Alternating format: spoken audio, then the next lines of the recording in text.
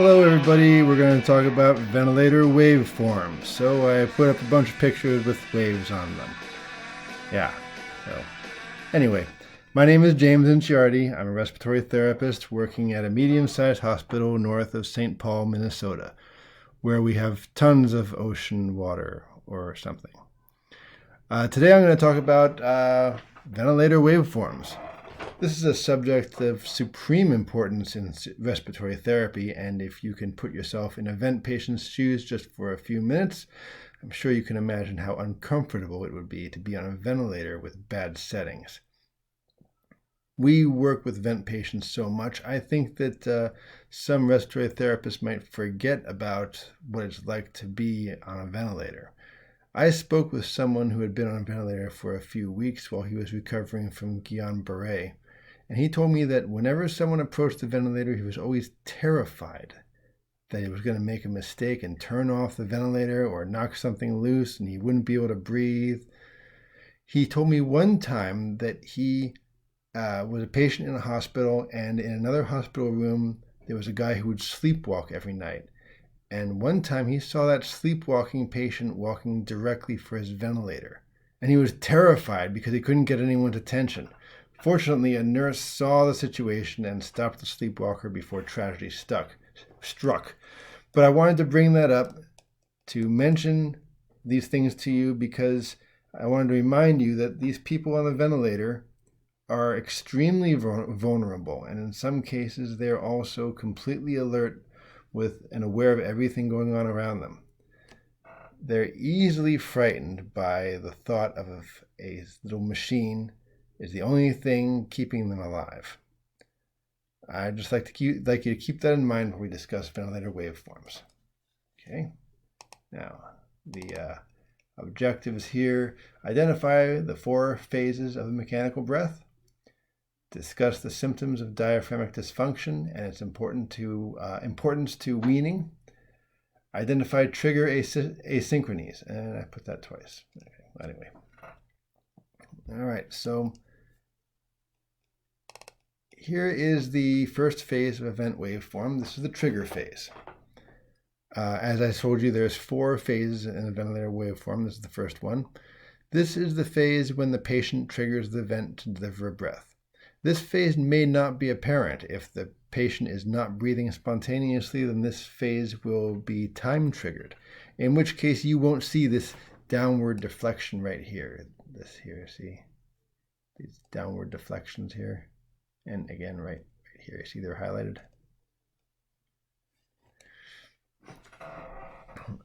So we can control when the patient triggers a breath by controlling the trigger sensitivity. If the trigger is too sensitive, the ventilator will trigger a breath when the patient doesn't want it. And if it's not sensitive enough, then the patient will have to work too hard to trigger these breaths. Okay, so the second phase is the flow or inspiratory phase. This is the phase when flow is delivered and the lungs inflate. So how fast should we set the flow? Well, looking back to the textbook, Pilbeam recommends, as a general rule, to have the shortest I time as possible, but if the flow is too fast, it will give an uneven gas distribution in the lungs. So Pilbeam suggests setting the flow so that the I time is between 0.8 and 1.2 seconds. The goal is to have an I ratio of 1 to 2 or less, usually around 1 to 4. Patients with COPD may require faster flows, so they will have to have a longer I time, because they will have to have a longer I time. Okay, so the third phase is the breath termination or cycling phase, and this is when the ventilator ends inspiration, and then lastly we have the relaxation, the expiratory phase.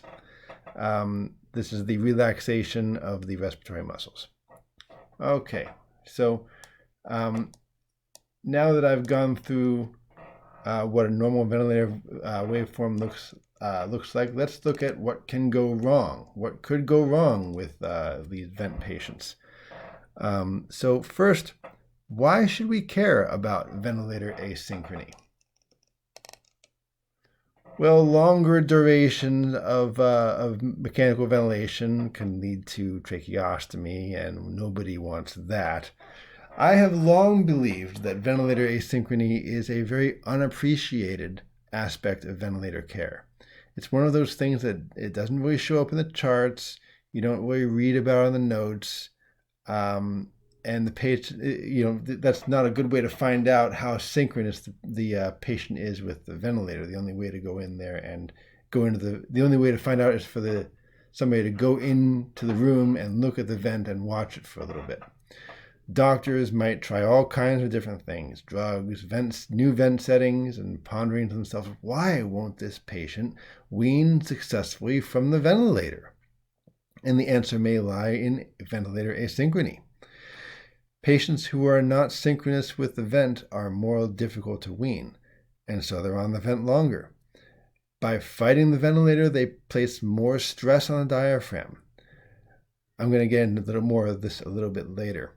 But also, doctors and RTs may decide that the patient is fighting the ventilator and may need heavy sedation or even neuromuscular blockers. And that is a real shame, because they're giving these medications that have long-term side effects when really all the RT needed to do was make a slight adjustment to the ventilator. It might have even just been, need a little bit more flow. So keep that in mind. Now, I want to touch a little bit on diaphragmatic dysfunction. I kind of talked about it a little bit in this last slide, and now I'm going to talk about it some more. There are a few studies that estimate how long it takes for diaphragmatic dysfunction to set in. Some have it at 48 hours, and some have it as little as 6 hours. As a respiratory therapist, this is something that you really want to assess in all your patients. And that doesn't mean you have to take them down to CT scan and figure out if their diaphragm is working or not. All you have to do is look at their breathing pattern. Look for that abdominal paradox. It's an outward motion of the abdomen during inspiration, and that signifies that the diaphragm is flaccid, and the inspiratory contraction of the intercostal muscles sucks in the diaphragm into the chest. So here's what happens. In some patients who have been on the ventilator for several days, the diaphragm is just too weak to sustain any breathing efforts. That's why you want to have spontaneous breathing trials, even if you know that the patient is not going to liberate from the ventilator. Remember that patients who are on the ventilator for more than 7 days are much, much harder to wean from the ventilator. On the other hand, you don't want to make it so that the patient has to work so hard to breathe, because if they're fighting against the ventilator all the time, the diaphragm will thicken with edema, and it won't work right then either. So in either case, the likelihood of successful extubation is decreased. Okay, now let's look at some trigger asynchronies. Let's see here, get this going here. Okay, so this is what we'll call a leak trigger. This is an asynchrony that's brought on by all of these are trigger asynchronies, and they're inappropriate breaths that are triggered or not triggered when they should. This one here is a leak trigger. If you look down here, it kind of didn't come out great on the PowerPoint here, but you see here how you got the leak right here. And you see right here, it takes a long time to get down to baseline. Right here is a leak in the system. So it's going to trick the ventilator into thinking that the patient has sucked in a certain amount of volume, and so it triggers a breath when the patient didn't want it. That's a leak trigger. Okay, so next we have auto triggering. This is auto triggering. Remember, you have to set the trigger sensitivity so it's not too sensitive, or else the patient is going to get a lot of breaths that he doesn't want. I mean, look at all of those. That must be pretty uncomfortable. Okay, so then next we have ineffective efforts. Okay, You see them there? Here's one right there. And here's another one here. And this might be one here too. These are ineffective efforts. This is when the patient is trying to take a breath but can't. So that's really that has to be really disturbing to the patient when you can't take a breath when you want one. This is something that would really bother me. Obviously, you don't want to set the trigger too high. But if you have auto PEEP, then that's going to make ineffective triggering as well. Here's how it works. Let's say you have a patient with a PEEP of 5, right? The machine is going to wait for that patient to inhale to a PEEP of 3. That's if you have the trigger set to if you have the trigger set to 2, you have the PEEP at 5, the machine is going to wait for the patient to inhale to a PEEP of 3, 5 minus 2, and then trigger a breath. But let's say you have the PEEP set to 5, but then there's 4 of auto PEEP. So the patient is going to have to inhale, still going to have to inhale to a PEEP of 3. But because of all that auto PEEP, he's going to have to suck in much harder. He's got an effective PEEP of 9. So to get to a PEEP of 3, to trigger a breath, he's going to have to suck in 6 centimeters of water to trigger a breath instead of 2 centimeters of water, which is what we're expecting. Okay. So next, let's go to this one here. This is hiccups. See them? Hiccups. This is one of the hiccups is the only times that I would use SIMV. I really don't like SIMV, but with hiccups, SIMV actually works quite well. Okay, so here's a pop quiz. No! I'm just going to show you 2 screens with some ventilator asynchrony on them, and you just have to try and guess which one they are. All right? Okay. There you go. All right. Can you guess it? Can you guess it? This is a leak trigger. You can tell by the baseline here. You see the leak? Here, and here. This is leak triggering. Okay. Okay, and then here's the next one. Can you get it? Anyone? Anyone? Well, this is, can you guess it? This is,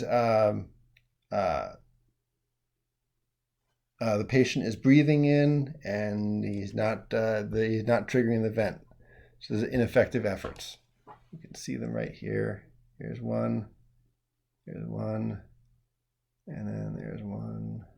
See them there? Oh, this one is actually a good trigger. You see this one, this ineffective efforts. You can see them up here too. All right. And then here are my references. And thank you very much. I hope you enjoyed it. I hope you found it useful. And I'll go put on surf music again.